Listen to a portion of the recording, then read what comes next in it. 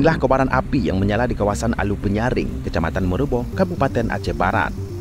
Kobaran api tersebut merupakan kebakaran lahan gambut yang terjadi pada Rabu malam 24 Juli 2024. Petugas pemadam kebakaran tiba di lokasi usai menerima informasi dari warga dengan mengerahkan 3 unit mobil pemadam guna melokalisir titik api agar tidak terus meluas.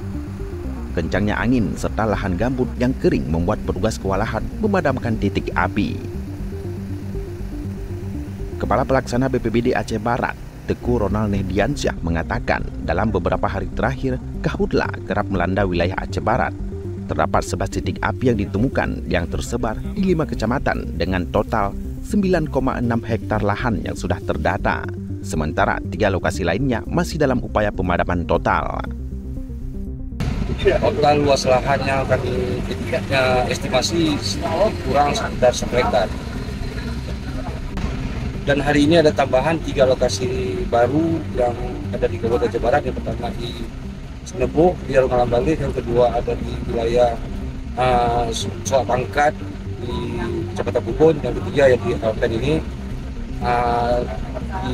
Yang 3 lokasi belum bisa kita hitung berapa total luas lahannya, tapi mungkin akan kita informasikan dengan update informasi dari Puskalon.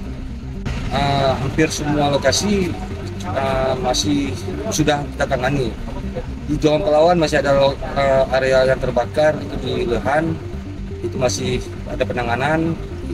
Yang terus 3 tambahan lokasi tadi masih melakukan penanganan, dan yang lain alhamdulillah sudah berhasil kita antisipasi kebakaran.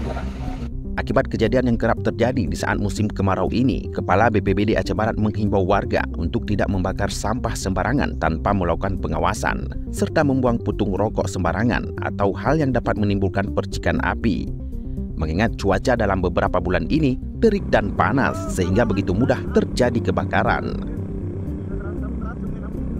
Ismadi melaporkan untuk Haba TV.